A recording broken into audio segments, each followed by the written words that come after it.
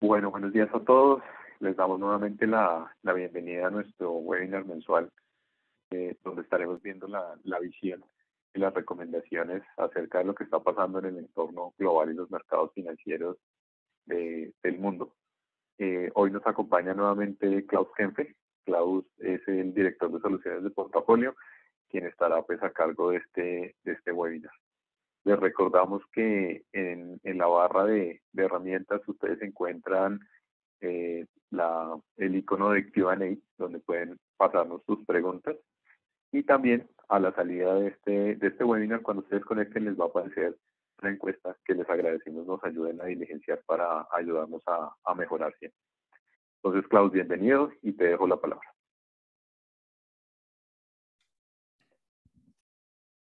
Muchas gracias, Juan Camilo. Muchas gracias por estar aquí una vez más todos los meses. Yo creo que llevamos haciendo webinars mensuales. Vamos a cumplir 2 años de estos webinars regionales, mensuales, y esperamos continuar harto tiempo más. La verdad, creo que ha funcionado bastante bien.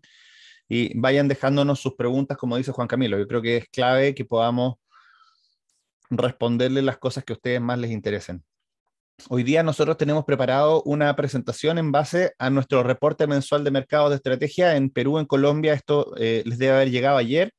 En Chile les debe estar llegando hoy día.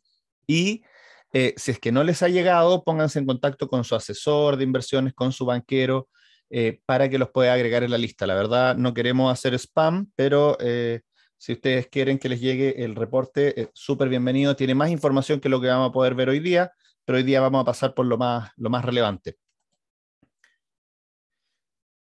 Quiero partir con los 4 pilares del 2022. Estamos en febrero, estamos recién comenzando el año y quiero contarles cuáles son las 4 grandes temas que yo tengo dando vuelta en la cabeza y que de alguna forma van a darle forma a lo que sea este año. Obviamente pueden seguir pasando cosas, pueden sorprendernos algunas cosas, puede alguna variante cambiar la trayectoria, pero la verdad, estos son los temas que nosotros creemos son los más relevantes de cara a posicionarnos en un portafolio de inversiones diversificado en lo que queda del año.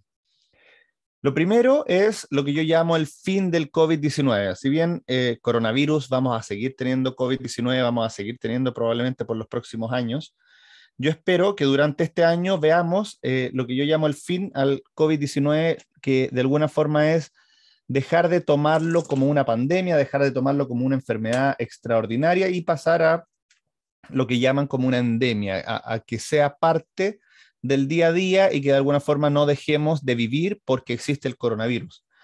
Yo digo, el dato clave va a ser poder tomar un avión sin tener una PCR.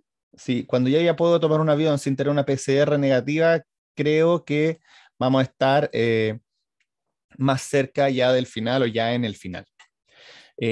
La variante Omicron, que si bien ha sido súper agresiva, es mucho menos letal y es el primer paso hacia ese final del coronavirus. De alguna forma, la gente que no se ha querido vacunar se está vacunando naturalmente gracias a Omicron.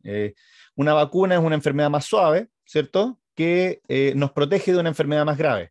Entonces, Omicron de alguna forma es una enfermedad más suave porque es una variante más suave que Alfa, que Delta, y nos protege de alfa y de delta. Entonces, de alguna forma es una vacunación natural. Yo estoy súper a favor de las vacunas, así que no crean que creo que lo mejor es contagiarse de Omicron, lo mejor es vacunarse, pero hay lugares donde no ha podido llegar la vacuna o personas que no se la podían poner o simplemente gente que ha sido reticente a confiar en la vacuna y realmente creo que en este momento Omicron está haciendo ese trabajo final de ayudarnos a llegar a lo que llamamos una inmunidad de rebaño, a pesar de que Omicron prueba al mismo tiempo que las variantes son capaces de escapar de las defensas que ya hemos creado. Entonces, podría haber una nueva variante que sea contagiosa, por supuesto, pero lo más probable es que si nace a partir de Omicron se mantenga suave en términos de contagio. Hay que pensar, Omicron es como entre 10 y 100 veces menos letal que la variante Delta.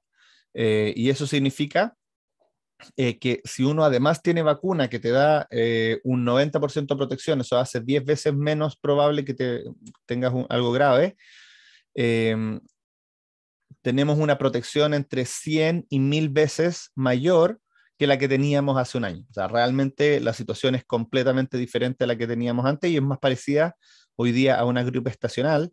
De hecho, en Dinamarca y Noruega ya ellos dieron como por terminado el capítulo de coronavirus y empezaron a hacer su vida normal. Yo creo que hay que seguir cuidándose, sobre todo en la medida que venga el frío, pero ya estamos y durante este año vamos a tener ese final. El segundo pilar del año es claramente la inflación. La inflación comenzó a final del año pasado a subir, pero acabamos de tener hace 10 minutos, una hora en realidad, perdón, el dato de inflación en Estados Unidos. Y el dato de inflación en Estados Unidos salió un poco más alto que lo esperado, se esperaba un 0,4, salió un 0,6 mes contra mes. 0,6% en un mes es bastante. Hay que recordar que la meta de inflación es 2% en el año. Entonces, si en un solo mes tengo 6, apuntamos a inflaciones por sobre 7% todavía. Y de hecho, la inflación hoy día alcanzó año contra año un 7,5%, lo cual es un nivel que no hemos alcanzado en los últimos 40 años. Nos preocupa, nos mantiene atentos. La verdad, creemos que gran parte de lo que podía pasar en el mercado en torno a la inflación pasó durante enero. Hoy día, efectivamente, las bolsas están cayendo, los bonos del tesoro están subiendo, pero bastante marginales para el dato de inflación.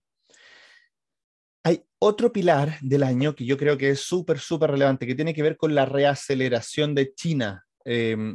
Uno siempre piensa que China está a toda velocidad, entonces uno dice, ¿qué significa reaceleración? La verdad es que el primer semestre del 2021 para China fue muy rápido en velocidad, creció en torno a 12%.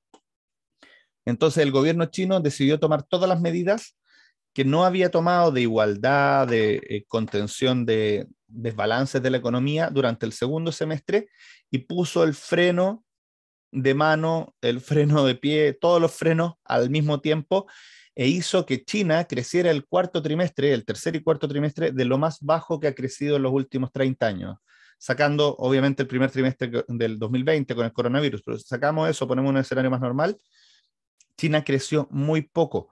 Y eso es una herida autoinfligida y nosotros creemos, y lo venimos conversando en estos webinars desde octubre, que China desde diciembre iba a cambiar su política y nosotros estamos viendo ya las señales de cambio de política y China reacelerando durante este 2022 va a ser clave para darle un soporte a los países emergentes, a las monedas emergentes y obviamente también a la deuda china. No sé si se acuerdan el caso de Evergrande que estuvo en todas las noticias, una empresa china que quebró.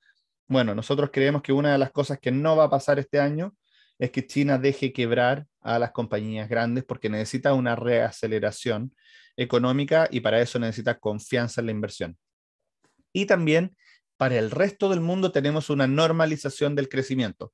¿Qué significa normalizar el crecimiento? Significa crecer menos, porque veníamos creciendo mucho más de lo normal.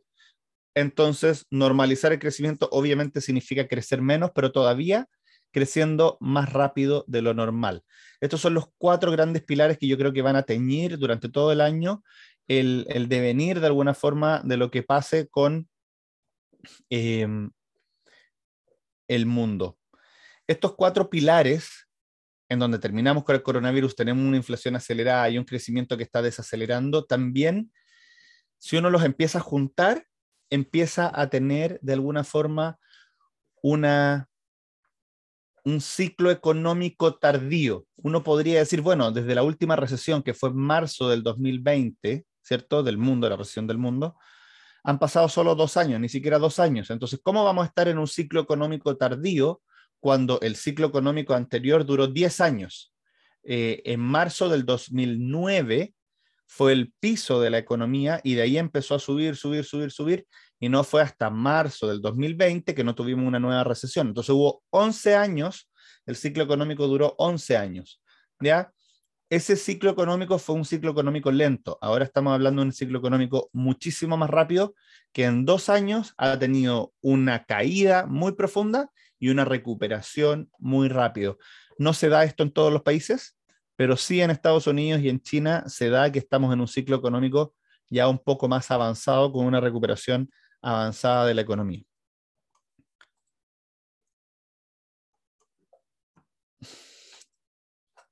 durante enero, como yo les contaba, se incorporó en los precios estas subidas de tasa que va a hacer la Fed, dada la inflación, y eso generó caídas en renta fija y en renta variable.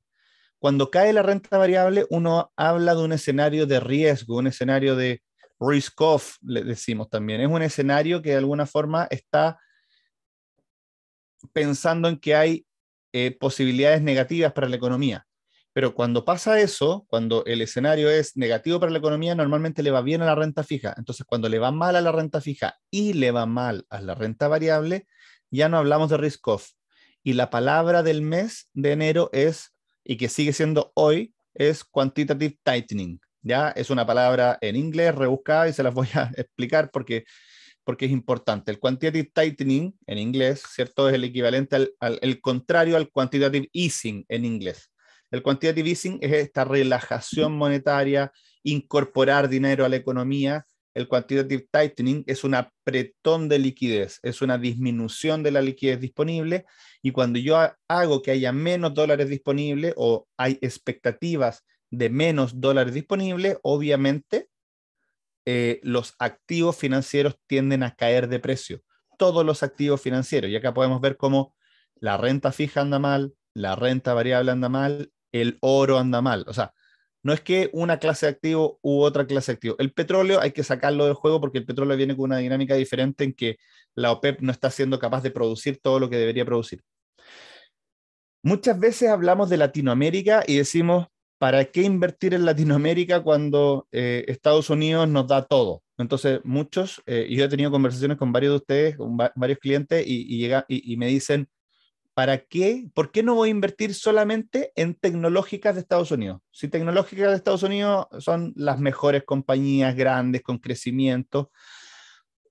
Y mi argumento no va por el lado de que las compañías no van a crecer, que son compañías increíbles, o sea, Amazon, Apple, por supuesto, Facebook, son compañías muy buenas, tienen crecimiento de utilidades, tienen penetración, tienen todavía un crecimiento secular con la penetración de Internet y de smartphones en el mundo, eso no hay duda, pero eso no significa que el precio al que lo estemos comprando sea el correcto. ¿Y qué fue lo que pasó en enero?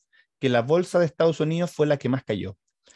Y dentro de Estados Unidos, el sector que más cayó fue tecnología. O sea, realmente el sector que parecía que nunca caía, cayó de una manera estrepitosa. Y de hecho, déjenme mostrarles aquí.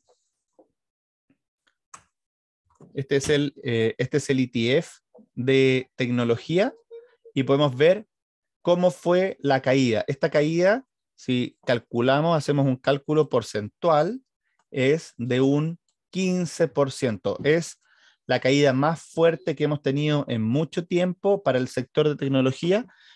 Muchas gracias, corazón. Mi hija me trajo mi celular. Disculpe. Entonces, tenemos 15% de caída, y este 15% de caída fuera de esta corrección del coronavirus es la caída más importante.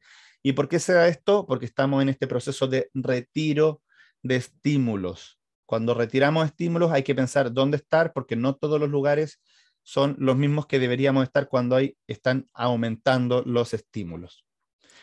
Es así que durante enero, Latinoamérica en particular, que se apoya más de esta reaceleración del crecimiento de China, que es una región que estamos apoyando hace más o menos 3 o 4 meses con fuerza, que venía el momento de Latinoamérica, se da en enero el momento correcto y renta 13% más que Estados Unidos. 13% más. Es brutal la diferencia entre Latinoamérica y Estados Unidos, y creemos que esto no necesariamente se va a seguir ampliando, pero vamos a mantener esa diferencia durante el año. Como les contaba, hay diferentes pilares para el 2022. El coronavirus es uno de estos pilares y esta es la proyección, por ejemplo, del Institute for Health Metrics and Evaluation, y es una proyección que nosotros estamos bastante de acuerdo, por eso la proyectamos acá y creemos que la cantidad de casos de coronavirus rápidamente van a decaer. Omicron es muy contagioso, muy rápido, y eso significa que también se acorta el periodo en que están todos contagiados y finalmente después salen del contagio.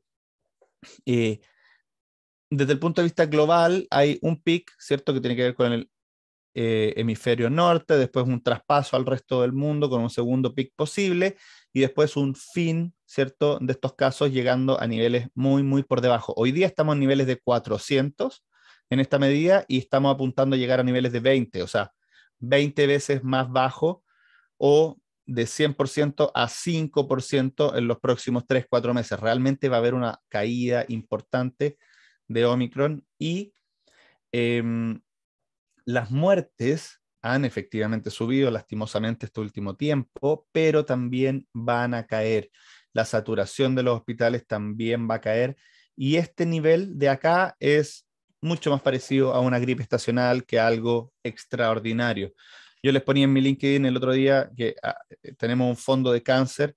Hoy día el cáncer y el año pasado, el 2020, 2021, el cáncer ha sido mucho más grave que el coronavirus, obviamente. El coronavirus nos contagia más rápido, pero vamos a de nuevo empezar a preocuparnos de otras cosas a mitad de año. Los países, eso sí, en este corto periodo de invierno del hemisferio norte han tenido que aumentar la restricción, el Stringency Index, aumentar las restricciones en sus países. Y de hecho Alemania, Italia, India y Canadá son de los países que han tenido que aumentar en mayor fuerza, ¿cierto?, la movilidad de las personas para poder contener el coronavirus. Lo siguen, ¿cierto? Australia, Indonesia, China y Francia son algunos que también tienen Stringency Index o niveles de contención moderados, que de alguna forma se traspasa a las expectativas de crecimiento global. Cuando yo veo que el crecimiento empieza a desacelerar en torno al Omicron, entiendo que tiene que ver con una preocupación de algo parecido a lo que pasó con Delta. Con Delta cayó el empleo, cayeron las ventas, cayeron las utilidades de las compañías. La buena noticia con Omicron es que el empleo, por ejemplo, en Estados Unidos, que venía estable, se esperaba que cayera. Venía con 400.000 personas ganando, aumentando en empleo todos los meses, y se esperaba que este mes fueran solo 120.000. Y en realidad terminó siendo 450.000 y corrigiendo el mes anterior de 199 a 500. Entonces, hubo una sorpresa de creación de empleo de 700.000 personas. O sea, 700.000 personas tuvieron empleo más de lo que se esperaba y en los últimos 2 meses se crearon 1 millón de empleos en Estados Unidos, lo cual mantuvo la velocidad crucero sin desacelerar con Omicron y por lo mismo es que estamos convencidos que la economía se va a mantener fuerte durante este año, porque con Omicron no paró, sin Omicron va a reacelerar. Vamos a saltar algunas láminas para poder ir a los puntos más importantes. El PMI, que es el mismo gráfico que les mostraba, que estaba desacelerando en la lámina anterior, podemos verlo acá y podemos ver el detalle en los diferentes países. Tenemos algunos países que desaceleran más que otros y de hecho Estados Unidos es el país que más desacelera. En diciembre, antes de Omicron, teníamos un 57 en este indicador. Hay que recordar que sobre 50 es crecimiento, bajo 50 es contracción. 52, 53 son los niveles que yo tengo incorporados como un crecimiento potencial. O sea, si el nivel está en 52, 53, quiere decir que vamos a estar creciendo ok.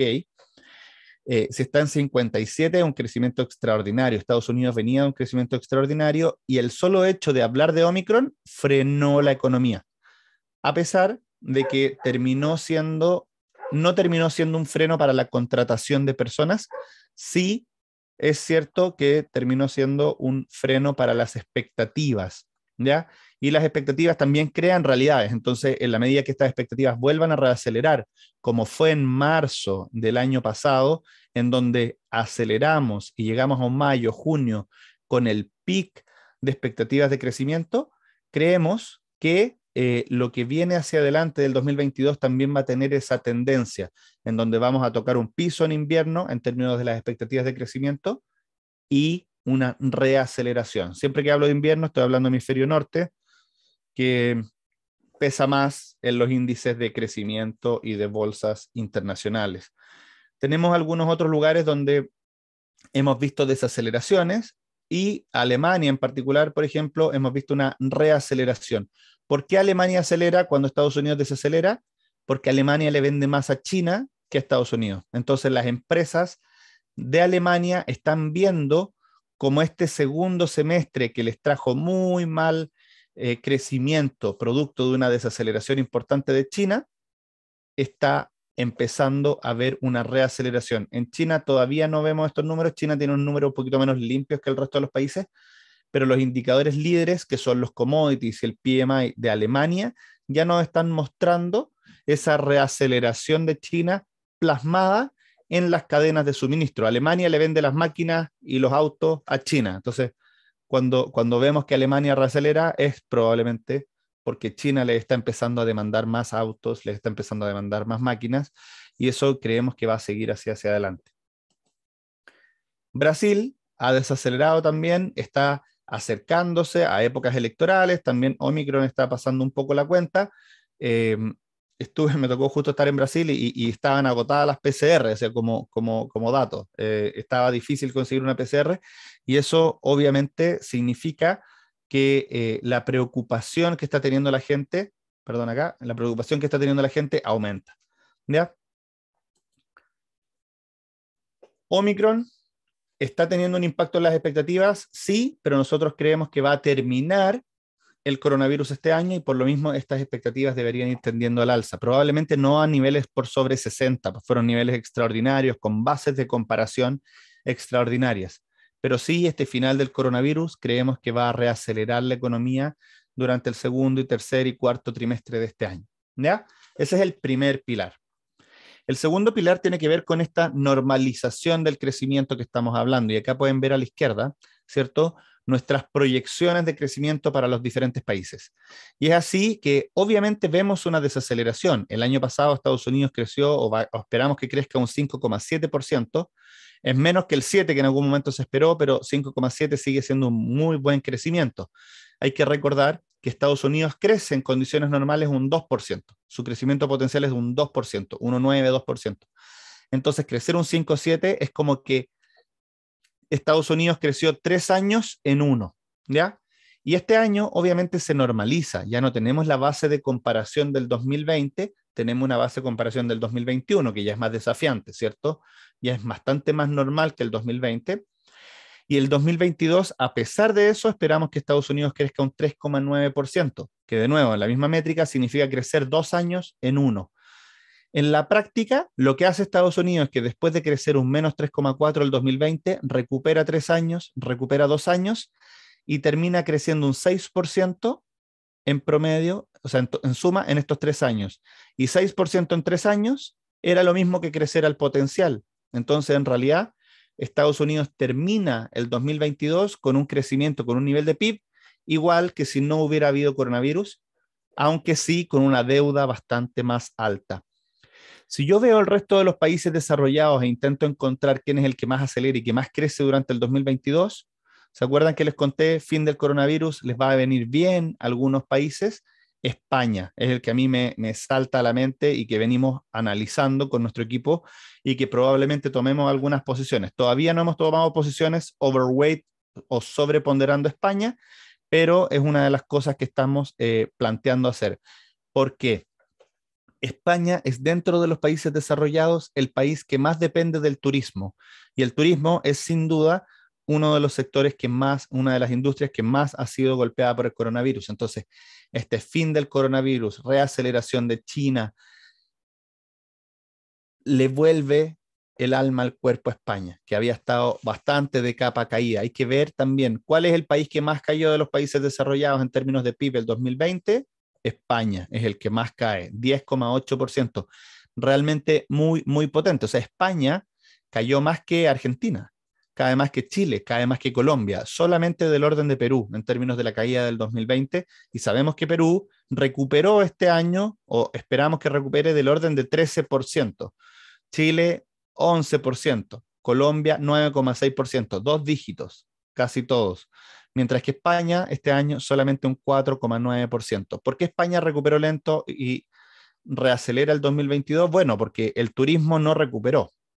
Entonces, no tuvo la recuperación que tuvo Estados Unidos o otros países que estaban más apalancados a la industria, a la minería y no tanto a servicios.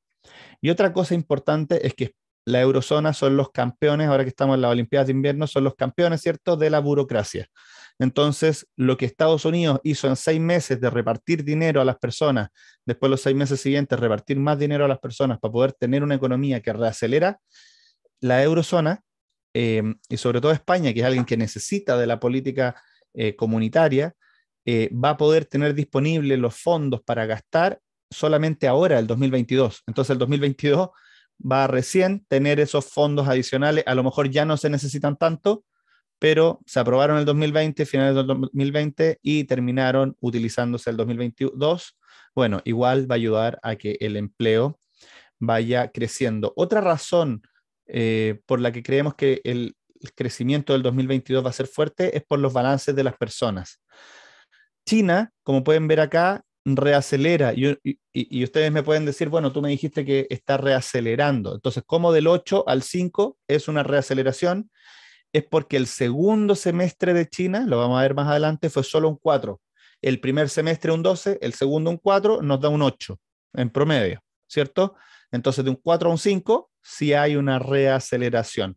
Latinoamérica desacelera de manera fuerte. Latinoamérica fue uno de los primeros países en sufrir la inflación. Tuvimos una inflación mucho más marcada durante el 2021.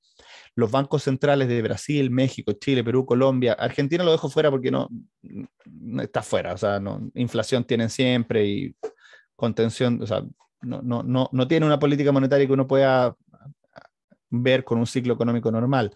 Pero el resto de Latinoamérica, Brasil, México, Perú, Chile, Colombia, claramente tienen una reaceleración importante, pero asociada a una inflación también más rápida, y esa subida de tasas de interés, que es lo que Estados Unidos está incorporando ahora en sus precios, nosotros la incorporamos en los precios de Latinoamérica durante el 2021. Por eso también Latinoamérica, con inflación alta, subidas de tasa de interés el segundo semestre del año pasado, y China desacelerando, no fue el mejor lugar para estar invertido el segundo semestre del año pasado, pero hoy día que ya subieron las tasas, que la inflación está empezando a bajar y con China reacelerando, nos parece súper interesante. Como les decía, los balances de las personas, las tasas de ahorro de los hogares, son claves para poder confiar en que el crecimiento se va a seguir dando. En Estados Unidos lo tenemos súper claro y acá ponemos una foto de lo que está pasando en Europa. En Europa también el nivel de ahorro, que aceleró muy rápido por la pandemia, por la incertidumbre que genera la pandemia, efectivamente viene bajando, pero todavía queda un gap de consumo adicional que está pendiente. Hay un pending demand, una demanda pendiente que nosotros esperamos que en la medida que el coronavirus pase, vuelva, y esa disminución en el ahorro va a permitir de alguna forma que las economías reaceleren durante este 2022.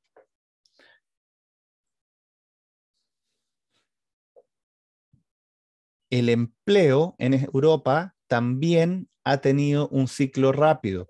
El ciclo de Europa es un poco más lento que el de Estados Unidos, o un poco menos marcado que el de Estados Unidos, y quiero mostrarles acá qué es lo que pasó en términos de desempleo en Estados Unidos, para que lo podamos comparar con el de Europa. En el mensual este mes lo pusimos más marcado en Europa, pero quiero mostrarles qué es lo que ha pasado con el desempleo en Estados Unidos en torno al coronavirus y cuáles son las historias normalmente del desempleo.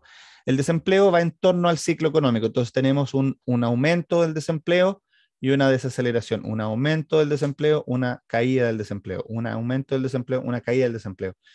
Esta caída del desempleo marca el ciclo económico, o sea, mientras está cayendo el desempleo, el ciclo económico se mantiene positivo. Como yo les dije acá, más o menos en marzo del 2009 fue el piso del PIB, al final del 2019 el desempleo empieza a caer y se mantiene cayendo hasta febrero del 2020. Tuvimos un ciclo económico extraordinariamente largo. Los otros ciclos económicos normalmente duran 5 o 6 años. Lo que hemos tenido en torno al coronavirus es el ciclo económico que en lo que yo he visto es el más rápido de la historia.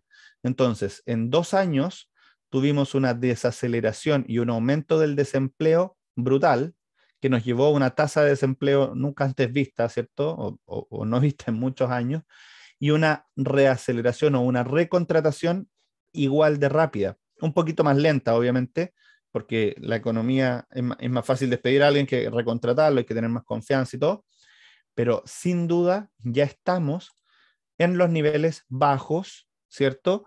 Del desempleo. El desempleo está hoy día sacando el 2018 y el 2019 en el nivel más bajo de 30 años hasta llegar acá y en el nivel más bajo de en los niveles más bajos de la posguerra, sin duda. Entonces, ¿qué es lo que podemos ver aquí? Es un ciclo económico rápido y que ya está avanzado. Entonces, tenemos que empezar a prepararnos para este ciclo económico un poco más avanzado. Todavía el 2022 queda mucho crecimiento, tiene sentido mantenerse sobreponderado renta variable, pero hay que estar atentos a de repente manejar esa sobreexposición a renta variable y no excederse en el riesgo que estamos tomando. ¿Ya? En Europa pasó lo mismo. Acá tenemos la crisis subprime que se suma a la crisis europea, aumenta el desempleo de manera importante hasta el 12% en Europa. Esta es como la generación perdida de Europa, no sé si recuerdan. Eh, Mientras que ahora en Europa es más difícil despedir a alguien, entonces hay una subida menor en términos de la tasa de desempleo, pero la velocidad con la que se recontratan a las personas es la misma, ¿cierto?, que lo que venimos hablando. La participación laboral, que era una preocupación, también la gente ya está buscando empleo en Estados Unidos, también las personas están empezando a buscar empleo. Entonces, a pesar de que se creó 1 millón de empleos los últimos 2 meses, la tasa de desempleo sube en el margen acá porque hay más gente buscando empleo, porque como los salarios han subido, también la gente busca empleo. Entonces, otro de los pilares es normalización del crecimiento, ¿cierto? Y un empleo bastante más avanzado. Ahora quiero hablarles un poco de China y mostrarles los gráficos que teníamos de China. Como les decía, China creció un 8,1%, un crecimiento perfecto. Uno lo ve contra la historia y está muy bien, pero en realidad China podría haber crecido al 12% sin problemas durante el 2021 y decidió crecer al 8%. Y se puede ver aquí, en la línea azul más oscura, podemos ver un pic en el crecimiento que obviamente tiene que ver con la base de comparación, pero después la desaceleración se sigue pronunciando el segundo semestre innecesariamente o por las medidas efectivas que tomó China para controlar el crecimiento y para tener otras prioridades. Entonces, ¿qué es lo que pasa con China? China empieza a tener durante el segundo semestre 3 prioridades. La primera prioridad es controlar el coronavirus con una tolerancia cero, que ha hecho que no tenga tan buena crecimiento y que bloquee algunas cadenas productivas, eso es lo primero. Lo segundo es que se empieza a preocupar por la demografía y la igualdad. Entonces, estas son preocupaciones que China tiene hace 5 años, hace 10 años, son preocupaciones importantes, pero eran metas del quinquenio de Xi, ¿cierto?, que termina este año. Entonces, esas metas no se habían cumplido. ¿Cuáles eran las metas? Igualdad y mejorar las condiciones para que la demografía mejore. La igualdad la atacó poniéndole freno, ¿cierto?, a la riqueza exagerada y eso atacó de manera importante a las compañías tecnológicas chinas que se han visto bajo presión durante todo el año pasado.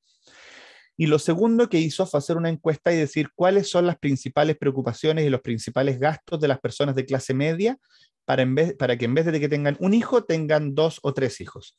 Y es así que llegaron a la conclusión que esos gastos tenían que ver con alimentación, empleo y educación. La alimentación ya estaba ok porque venía a la baja después de un par de años, 2018-2019, con una crisis de los chanchos. No sé si se acuerdan, la carne de chancho, que es muy importante en China, subió 10 veces y con una inflación que estaba desbocada, pero esa inflación viene cayendo. Entonces, los alimentos ya estaban controlados, pero las casas, los precios de las casas estaban subiendo y la educación se estaba volviendo más cara. Entonces China saca un comunicado, reforma todo el sistema educacional y termina de alguna forma con la industria educacional. O sea, hay compañías listadas en la bolsa que tenían que ver con educación que prácticamente desaparecen. Lo que quiere China es que las personas no sientan que tienen que gastar plata para que tener una buena educación, para que puedan sentir que pueden tener 2 hijos y no significa duplicar el gasto en educación o que ese gasto duplicado en educación sea muy bajo. ¿Ya? Entonces, sinceramente, China está volviendo a esas políticas y claramente esas políticas no son favorables al crecimiento económico. Y lo segundo que dijo Xi en un comunicado una vez dijo, las casas son para vivir, no son para especular ni para invertir, no son para especular de alguna forma. Entonces dicen, ok, no pueden los inversionistas comprar casas, sino la gente que va a vivir ahí, y eso apunta a controlar la inflación de viviendas, que también es un constraint, es algo que bloquea de alguna forma, que limita el crecimiento de las familias y que los adultos y que las familias tengan 2 o más hijos.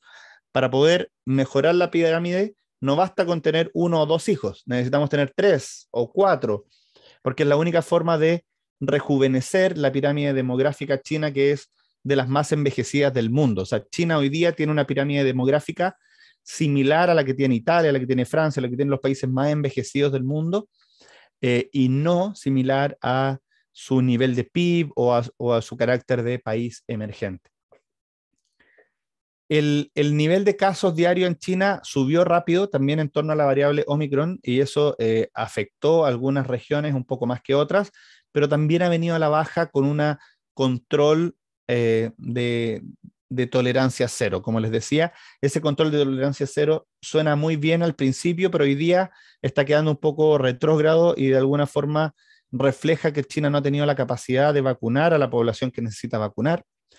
Sin duda, China tiene que empezar a relajar estas medidas, y en la medida que relaje estas medidas, también va a permitir que su economía reacelere. Este es uno de los frenos que la economía ha estado teniendo, y con la variante Omicron y el fin, como yo les digo, el coronavirus también estimula y permite esta reaceleración de la economía en China.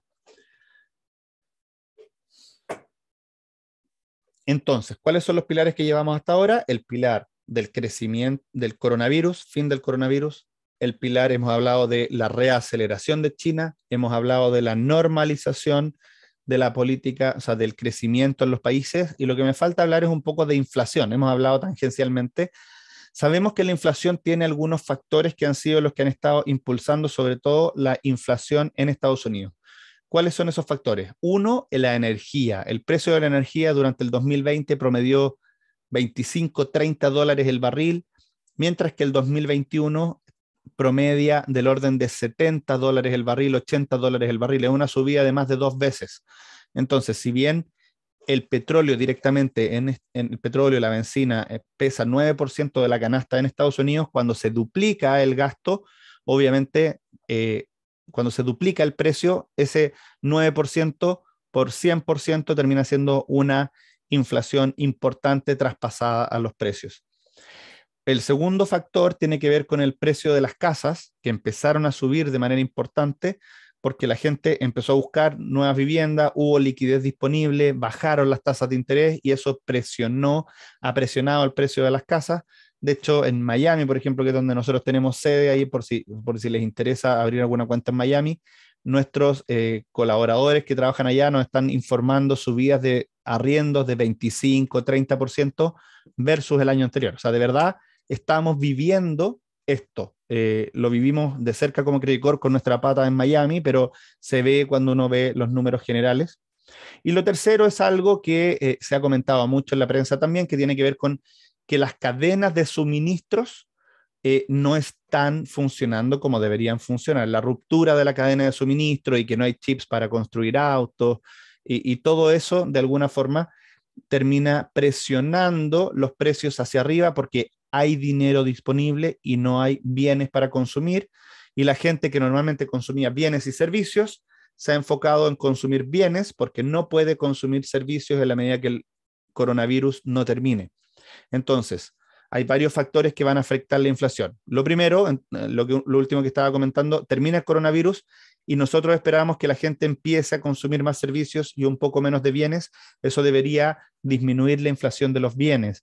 También estamos viendo como las mismas compañías están apuntando a que el segundo semestre ya las cadenas de suministro deberían estar relativamente restituidas. No completamente, pero comenzar la baja en términos de la inflación asociada a las cadenas de suministro. Por ejemplo, Maersk, que es una de las empresas que transporta carga a nivel mundial, una de las más importantes, anunció en su estado de resultados que salió la semana pasada, que ellos esperan ingresos extraordinarios durante todo este primer semestre, pero que el segundo semestre ya los ingresos no sean tan extraordinarios porque va a aumentar la competencia de precios en torno a envíos internacionales. Para que tengan una idea, el precio de enviar algo desde China a Latinoamérica subió 5 veces aproximadamente en barco. Entonces, eso es lo que debería tender a bajar, y cuando el transporte te sube 5 veces, claramente eso se traspasa a precios. Cuando no hay chips para producir autos, se traspasa a precios. Cuando no hay gente en una fábrica en China porque el gobierno con 2 casos cerró una fábrica donde había 1.000 personas, se traspasa a precios. El precio del petróleo, que hoy día está en 90, nosotros esperamos que termine el año entre 70 y 80. Entonces, eso quiere decir que la inflación, que hoy día está tocando el pic con el petróleo, va a bajar. Pero no es solo que baje de 90 a 70, sino que toda la inflación que está incorporando hoy día el 7,5% de inflación que salió publicado, tiene un 2,5% que es solo petróleo contra el año anterior. En 12 meses más, cuando veamos cuál es la incidencia o la contribución del petróleo a la inflación, va a ser cero o negativa. Entonces, hay un 2% que cae solamente por eso. Los precios de las casas también nosotros vemos que se van a ir normalizando durante el año, porque también las tasas empiezan a subir, empieza a disminuir el boom inmobiliario que se está dando, esa carrera por comprar antes que el resto. Y nosotros entonces esperamos que esta presentación está cerrada ayer. Hoy día salió el dato de 7,5. El 7,5 que tenemos hoy día a la fecha va a cerrar en Estados Unidos en un 3%. Un 3% sigue siendo por sobre la meta del Banco Central, pero ok, súper normal. O sea, 3% de inflación no presionaría a la Fed. 7% sí lo presiona. Nosotros estamos convencidos de que la inflación va a venir a la baja en los próximos meses, y es de hecho lo que les puedo mostrar en la lámina siguiente. Si bien los últimos datos de inflación nos han sorprendido y han hecho que nuestra expectativa de inflación a final de año pase de 2,6 a algo más en torno a 3%, esto en la inflación que incluye todo, y en la inflación core, que excluye los elementos más volátiles como alimentos y energía, en ambos casos va a estar en torno a 3, 3,5 en este caso. A lo mejor con el dato de hoy vamos a corregir esto de 3,5 a 3,7 y este de 3,2 a 3,4, pero si ven, la tendencia desinflacionaria es algo que nosotros creemos que se va a mantener. A pesar de eso, la inflación, yo trato de explicar esto como un túnel. La inflación es algo donde uno entra y a veces no sabe cuándo va a salir. Y en octubre tuvimos un webinar y yo les dije, lo que va a pasar acá es que vamos a llegar a enero o febrero y el mercado va a mirar hacia atrás y va a decir, ya no veo la luz del comienzo del túnel. Y va a mirar hacia adelante, estamos justo aquí, va a mirar hacia atrás, no ve la luz. Va a mirar hacia adelante, todavía no ve la luz.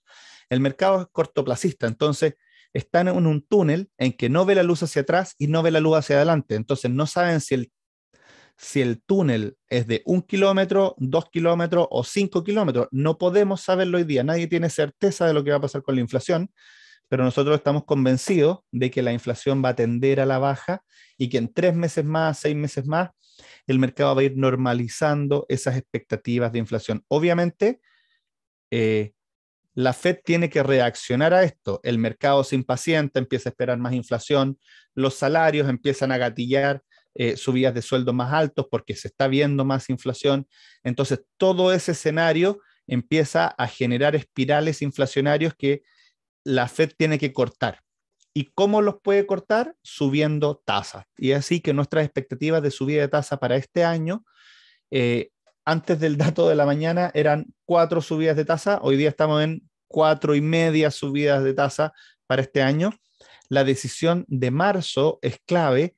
Hasta hace 3 meses nadie creía que la Fed iba a subir inflación en marzo. De hecho, hasta el viernes de la semana pasada, muchos decían, bueno, si el empleo va a salir bajo por la variante Omicron, entonces a lo mejor la Fed va a decidir esperar un mes más y tener una confirmación de que el empleo sigue sólido.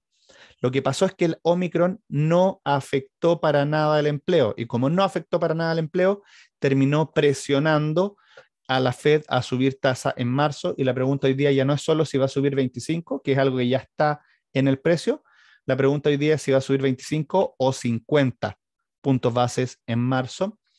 Sí, eso no afecta tanto el mercado. Lo que sí afecta es las expectativas de largo plazo. Nosotros creemos que teníamos una tasa terminal en 2% el 2024. Hoy día creemos que la tasa de la Fed va a llegar a un 2,25%.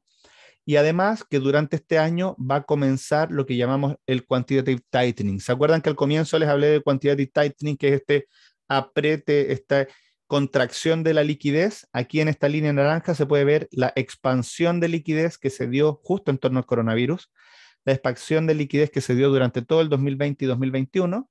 Y hoy día lo que estamos viendo es una contención de liquidez y después una reducción de la liquidez. Esto en el mediano plazo no es una muy buena noticia para los activos de riesgo, pero en la medida que veamos crecimiento económico, que es lo mismo que pasó el 2017, nosotros confiamos y creemos que puede el S&P despegarse hacia arriba de la hoja de balance en la medida que veamos el crecimiento económico que estamos esperando. Entonces, para no marearlos mucho más, hemos hablado de los 4 pilares: fin del coronavirus, reaceleración del crecimiento de China, normalización del crecimiento y, por supuesto, inflación y el impacto directo de la inflación, que es la subida de tasa de la Fed. ¿Qué pasa con los mercados en torno a esto? Quédense con este cuadro abajo a la derecha, tiene muchos números, pero nuestras proyecciones a fin de año, nuestro escenario base para fin de año es que la tasa del tesoro a 10 años llegue al 2,18%. Eso ya está casi todo en el precio. O sea, la tasa a comienzo de año o en diciembre estaba en 1,4. Esta es la tasa a 10 años de Estados Unidos. Estaba acá a fin del año en 1,5. Hoy día está en 1,99. Ayer estaba en 1,95, o sea, subió 4 puntos básicos más asociado a este dato de inflación. Pero como les digo, esta subida de tasa era la importante, esta subida de tasa era la que estábamos esperando. Y nosotros guardamos caja. Dijimos, no vamos a invertir tanto en renta fija, vamos a dejar un poco de plata debajo del colchón, que es en el largo plazo la peor idea que uno puede tener, pero a veces en algunos momentos de corto plazo uno puede decir, voy a tomar esta plata, voy a guardarla debajo del colchón por unos meses para ponerla a trabajar de nuevo. La buena noticia es que las tasas ya subieron. En agosto del 2020 yo les decía, no compren renta fija, no compren investment grade, no compren bonos investment grade, porque el investment grade es seguro, pero es seguro que les va a dar rentabilidad negativa. Eso es lo que yo les decía. Y de aquí a acá hemos tenido efectivamente rentabilidades negativas del investment grade, rentabilidades negativas de los bonos del tesoro. Podemos ver el ETF de investment grade para poder ponerlo en contexto completo. Este es un ETF bien conocido de investment grade. Esto incluye el devengo, incluye diferentes cosas. Entonces, como les mostraba acá, en agosto del 2020 yo les decía, esto les va a dar rentabilidades aseguradas negativas. Efectivamente, la rentabilidad en este año y medio que ha pasado desde agosto del 2020 a la fecha ha sido de un menos 7%. Y uno puede decir, ¿cómo es posible? ¿Cómo es posible que el investment grade, que es un bono seguro, me haga perder 7%? Y es que cuando uno habla de investment grade, uno habla de la calidad de crédito, de que te paguen o no te paguen. Y la calidad de crédito es buena, los bonos te van a pagar, pero la tasa que te van a pagar es una tasa baja y que no se va a condecir con la tasa que te van a pagar los bonos en 2 o 3 años más, o en este caso fue más rápido, en un año y medio más. Lo que sí hoy día ya vemos una oportunidad, o sea, sacando el evento del coronavirus, lo que vemos es que este investment grade está al mismo nivel que antes del coronavirus. Eso quiere decir que en 2 años no ha habido nada de rentabilidad para esta clase de activo. Por lo mismo, creemos que ya es tiempo de empezar a poner a trabajar la caja. No hace sentido quedarse en caja más tiempo. Hasta hoy, yo les decía, no compren tesoros, no compren investment grade, a lo mejor no compren tanta renta fija, manténganse underweight. Hoy día estamos discutiendo empezar a poner a trabajar la caja. Yo les decía ayer con los que estuve hablando, esperemos que llegue al 2%. Si les muestro la tasa hoy, de nuevo, ya está en 2%. ¿Cuál es el riesgo? Que la tasa suba al 2,10 y no se quede estacionada en 2%. Efectivamente, ese es un riesgo, pero pongamos en contexto esto. Partimos de 0,6% y vamos en 1,99%. Entonces, la pregunta es,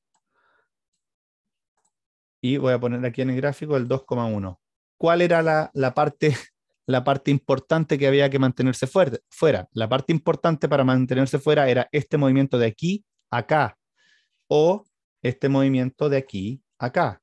Estas eran las partes grandes de los movimientos y por eso estábamos recomendando no tener tanta renta fija.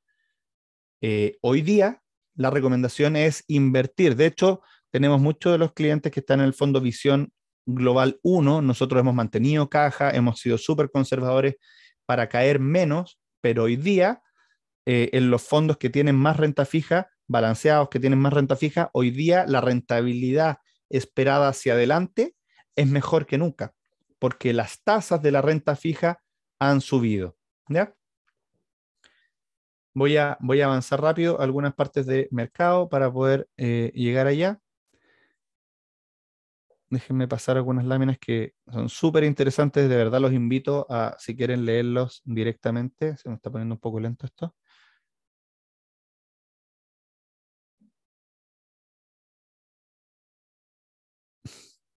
Ahí pueden ver cuáles son nuestras expectativas de la crisis rusa con Ucrania, cuáles son los posibles impactos.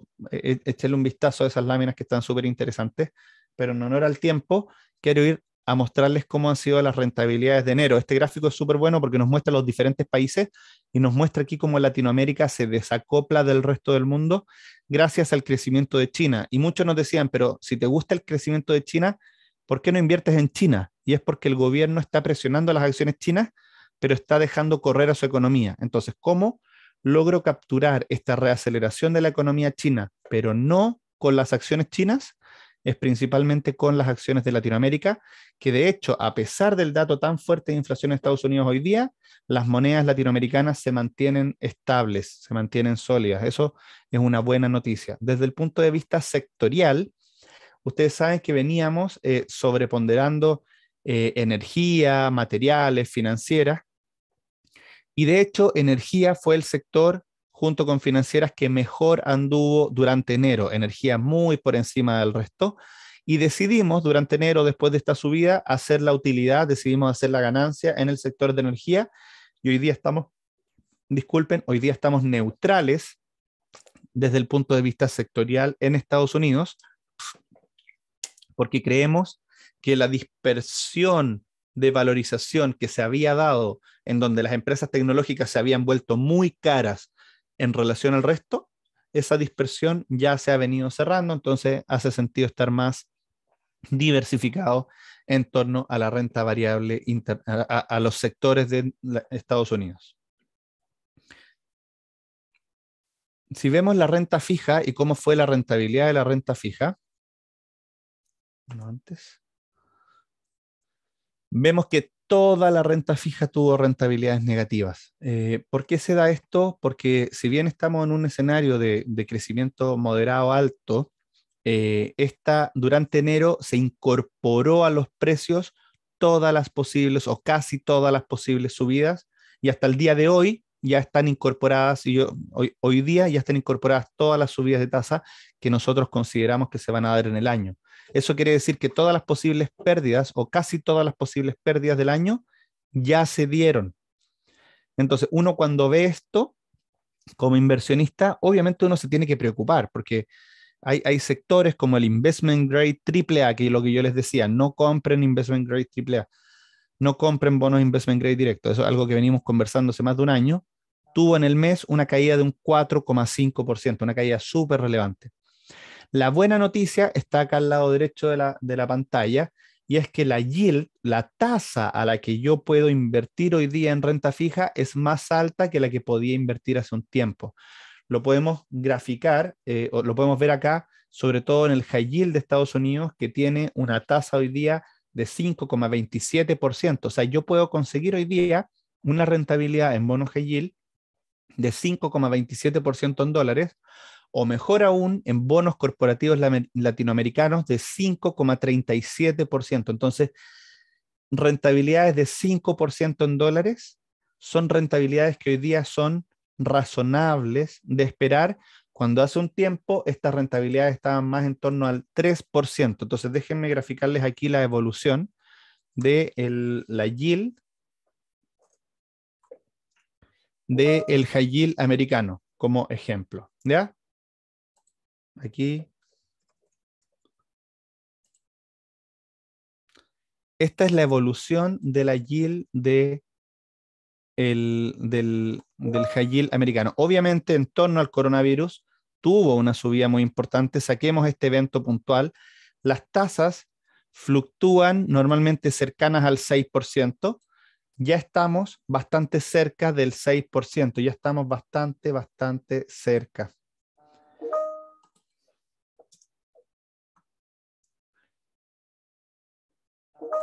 Déjenme ir ahora a la recomendación de renta fija. Entonces, cuando vemos tasas de renta fija versus duración, a mí no me gustan las duraciones muy largas todavía. Entonces, descartemos los sectores, los tipos de inversión de renta fija que tienen duraciones muy largas. Sacamos este de 7,7, sacamos este de 9,3, sacamos este de 6,18. CENBI High Yield es la parte más riesgosa de todo el mundo. También nos complica un poco, aporta más yield, pero no es lo que más nos gusta. Lo que más nos gusta hoy día es el CENBI LATAM y el High Yield americano. ¿Por qué? Porque tienen tasas por sobre el 5% y duraciones relativamente acotadas que no deberían tener tanta volatilidad. Vamos a pasar entonces a la recomendación final y después vamos contestando sus preguntas que las pueden ir haciendo en la parte inferior.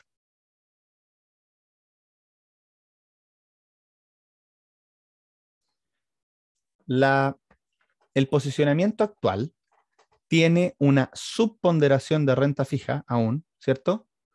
Una sobreponderación de renta variable y una sobreponderación de caja. Pero la sobreponderación de caja del mes pasado era más alta que la de hoy. ¿Por qué? Porque en diciembre, cuando el 30 de diciembre, justo antes de que empezara el año, nosotros tomamos la decisión de vender renta variable internacional. ¿Por qué? Porque queríamos proteger los portafolios del comienzo del año que nosotros veíamos que iba a ser un poco más complicado. Entonces, ¿qué fue lo que hicimos? El 30 de diciembre, aquí, vendimos renta variable para ahorrarnos esta caída. ¿Y qué fue lo que hicimos ahora? ¿Qué fue lo que hicimos ahora? Salimos a comprar esa renta variable que ya cayó para aprovechar la recuperación que nosotros vemos hacia adelante. Entonces, aumentamos la caja vendiendo renta variable en diciembre y hoy día volvimos a aumentar la renta variable, por eso está en negro, y disminuir la caja. Todavía nos queda caja excesiva, caja de más. ¿Por qué?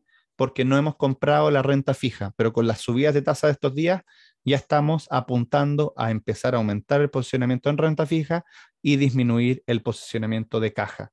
Dentro de la renta fija, disminuimos tesoros, investment grade y sobreponderamos high yield y CENBI. Entonces, esto nos da una tasa más alta con una menor duración a costa de mayor riesgo de crédito. Como el 2022 todavía las probabilidades de recesión son muy bajas, creemos que tomar ese riesgo de crédito adicional hace mucho sentido. Dentro de la renta variable estamos sobreponderando, lo que más estamos sobreponderando hoy día es Latinoamérica. Como yo les decía, estuvimos overweight Reino Unido varios meses. El Reino Unido anduvo muy bien, así que tomamos la ganancia. ¿Qué es lo que estamos subponderando? Estados Unidos, porque tiene un sector tecnológico muy pesado y veíamos que podía ser difícil el año 2022 para ese sector tecnológico y de hecho lo está haciendo. Hay acciones puntuales como Facebook, las han visto, han caído 20 y tanto por ciento, mientras que Latinoamérica ha estado bastante bien. O sea, 5,7% de rentabilidad negativa en enero, 7 de rentabilidad positiva en enero. O sea, realmente la diferencia de este posicionamiento nos ha ayudado a compensar la rentabilidad en los fondos visión. En los fondos visión global 1, 2 y 3 hemos generado entre 0,5 y 0,7% de rentabilidad por sobre el benchmark.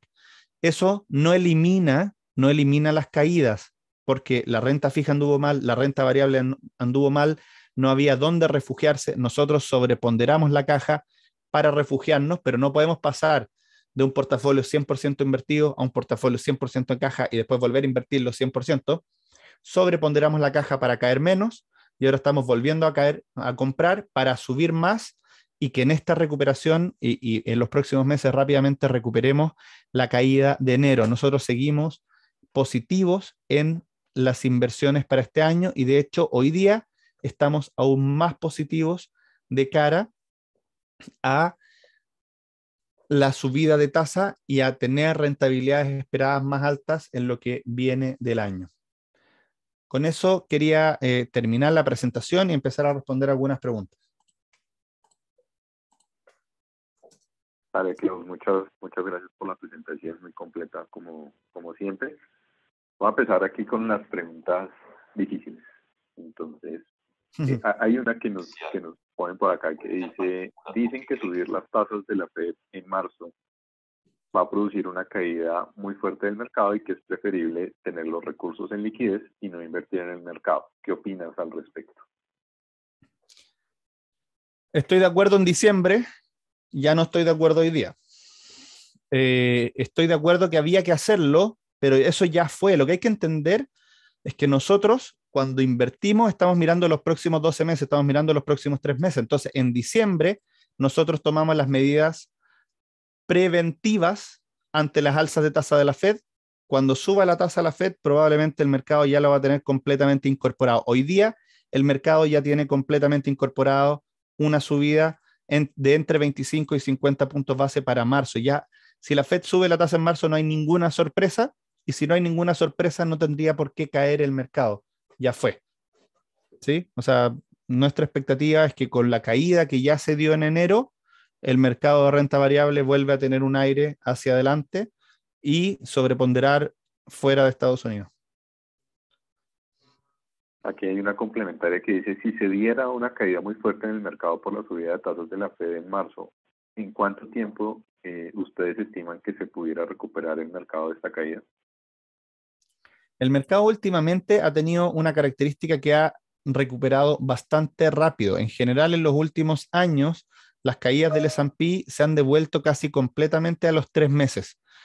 No hemos visto necesidad de esperar 3 años para recuperar la caída.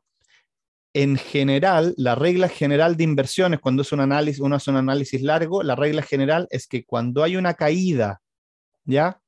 Cuando hay una caída del mercado fuera de un escenario de recesión económica, rápidamente tenemos una vuelta.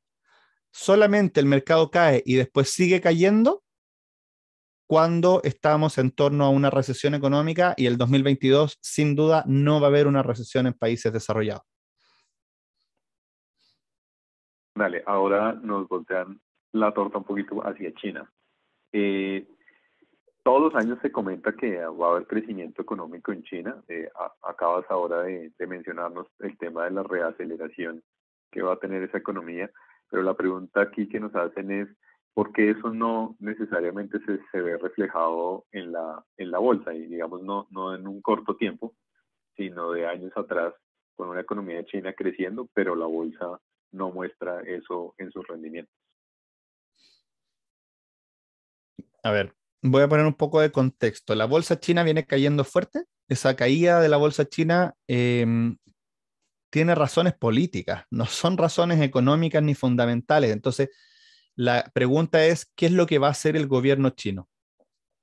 Nosotros creemos que hay una política del gobierno chino que va a seguir siendo una sombra negra por sobre las acciones chinas, y eso tiene que ver con el deslistado de las acciones chinas en Estados Unidos. Hoy día, las acciones grandes chinas están doble listadas. Están listadas en China y están listadas en Estados Unidos. Entonces, si un americano quiere comprar Alibaba o Tencent o alguna de las grandes chinas, la compra en su misma bolsa en Estados Unidos sin tener que abrir una cuenta en China, sin tener que hacer ninguna complicación. ¿Qué es lo que pasa? Que si se deslistan las acciones de China para que alguien de Estados Unidos las compre, va a tener que ser mucho más engorroso, va a tener que ir a China o con algún broker que le dé acceso a China directo para comprar. La pregunta es, ¿por qué China está pidiendo que se deslisten las acciones de Estados Unidos? Y la respuesta es por un tema estratégico tecnológico de información. Cuando una acción está listada en Estados Unidos, su regulador ya no es solo el regulador chino, sino que pasa a tener doble regulación, regulador chino y regulador americano. Entonces, el regulador americano le puede pedir información, le puede decir, cuénteme qué es lo que está pasando por aquí, qué es lo que está pasando por acá, o puede pedir una investigación en profundidad de si los datos son correctos o no son correctos.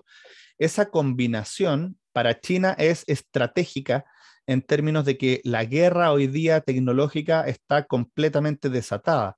Entonces, nosotros no creemos que China vaya a dar marcha atrás del deslistado de las acciones en China, las acciones sobre todo tecnológicas en Estados Unidos, y que se las lleven a China, y probablemente mientras eso no pase, es difícil ver un rally de la bolsa china consistente. Podemos ver recuperaciones de la bolsa china, por supuesto, vamos a ver recuperaciones porque la economía recupera, eso hace que los bancos recuperen, eso genera mayor crecimiento y un círculo virtuoso, pero el sector tecnológico en China es como el 30 o 40% del índice. Entonces, es difícil olvidarse de ese sector que está siendo presionado. ¿Ya? Por lo mismo, creemos que se puede jugar más o buscando algún índice que no tenga tantas tecnológicas, pero que en realidad no hay, o a través de la renta fija china, que hay algunos fondos dando vuelta. Dale, ahora nos pregunta por dos temas de pronto un poquito más sectoriales. El primero es, ¿cuándo sería oportuno hacer un overweight en tecnológicas nuevamente? Y sería el momento para entrar a un índice de commodity. Bueno, a ver, la primera invitación es que todas esas ideas nosotros las hemos ido planteando en su momento justo en los fondos Visión Global. O sea, mi principal recomendación es, si les gustaría aprovechar todas esas oportunidades, inviertan en los fondos Visión Global porque todas esas cosas ya las hemos hecho. Les comentaba hace poco, nosotros, durante el segundo semestre del año pasado, de cara a la inflación, de cara a la subida de los precios del petróleo y de los commodities, nosotros compramos el sector de energía para exponernos, ¿cierto?, de mejor manera a los commodities. Hoy día, en enero, ya estamos vendiendo, porque ya los commodities están a niveles altos, el cobre, el petróleo, ya están a niveles altos. Si uno tiene la impresión de que la inflación va a ser mucho más persistente de la que nosotros creemos, hace sentido comprar commodities. En nuestro escenario base, hoy día nosotros neutralizamos esa posición y salimos a vender algo de los commodities que teníamos sobreponderados en los portafolios. Y la otra pregunta es sobre tecnología. ¿Cuándo comprar acciones tecnológicas? Cuando el mundo ya deje de crecer. Porque, a ver,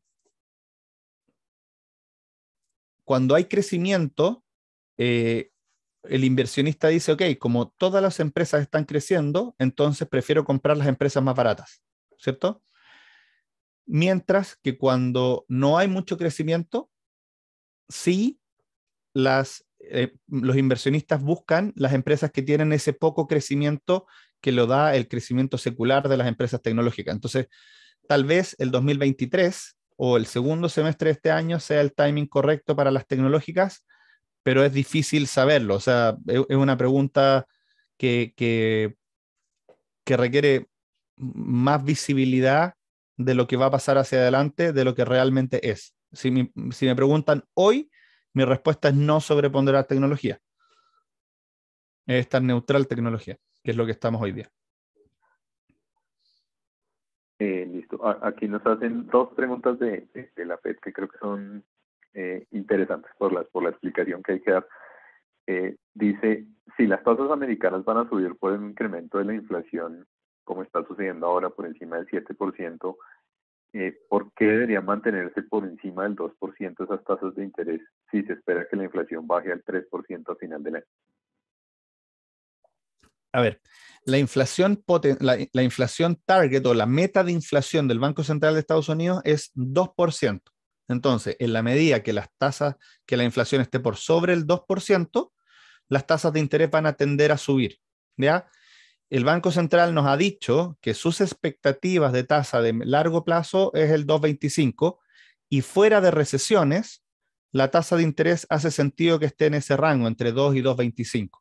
Incluso algunos apuntan un poco más alto.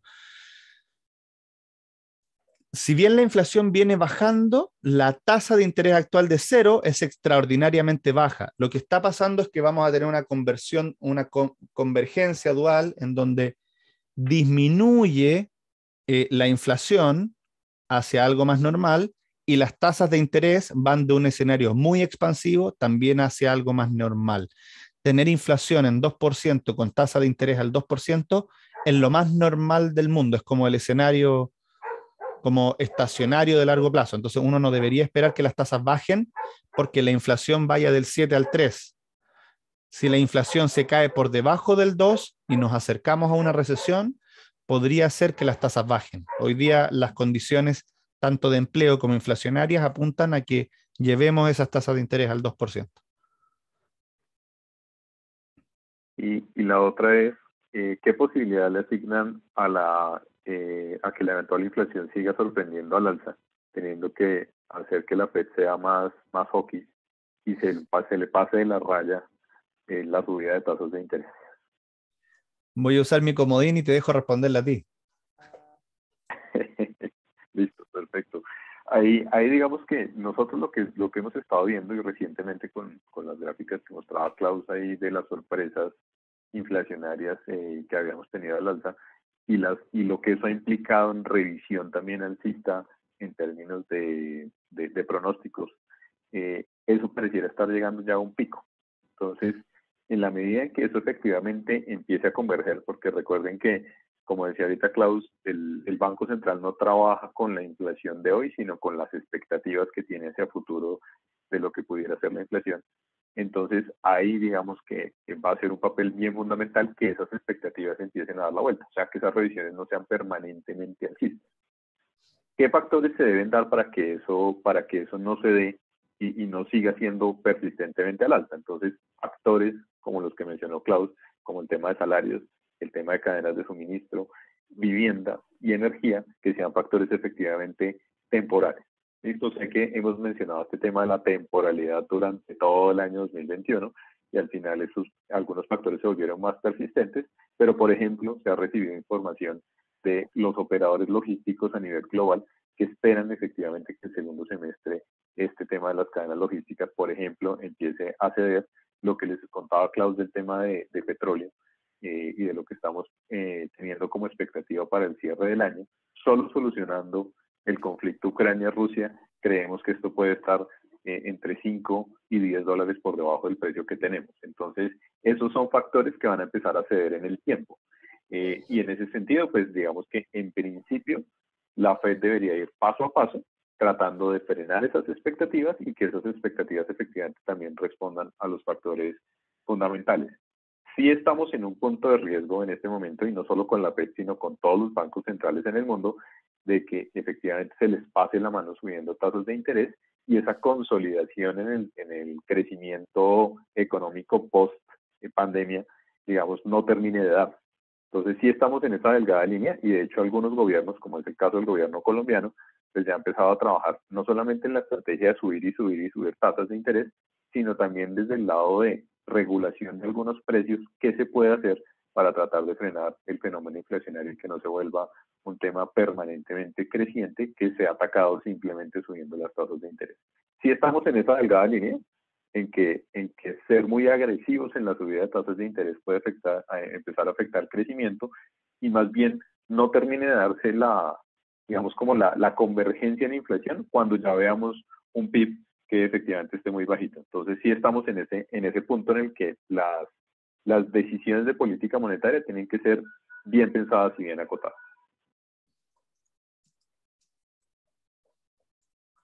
Buenísimo. Listo.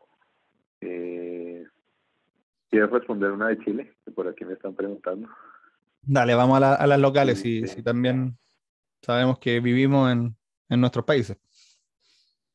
dale, dice, ¿son los fondos de renta fija de mediano plazo como el renta estratégica una buena alternativa para protegerse de la inflación en Chile o podría verse más afectados con las tasas al alza?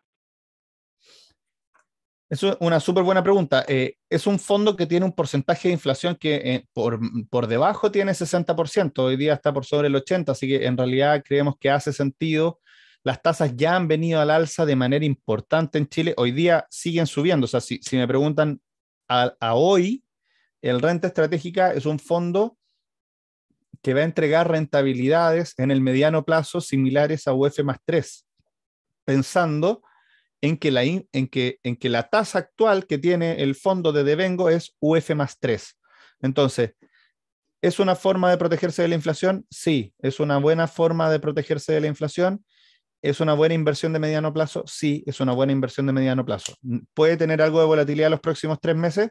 También puede tener algo de volatilidad los próximos 3 meses, pero creemos que hace sentido. Si no les parece la duración o quieren algo menos volátil con inflación, pero no tanta inflación, el Deuda 360 es un fondo que también está disponible ahí.